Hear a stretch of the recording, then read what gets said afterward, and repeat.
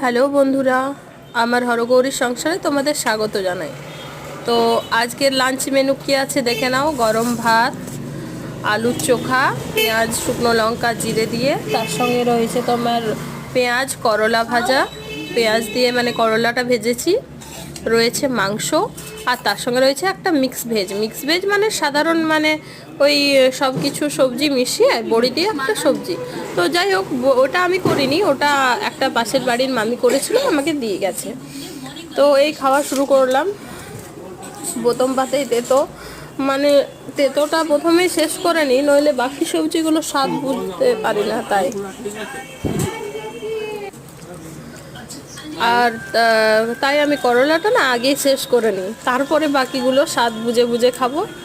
মানে খাওয়া দাওয়াটা একটু শান্তিভাবে হলেই ভালো লাগে, বলো, তাই না? তো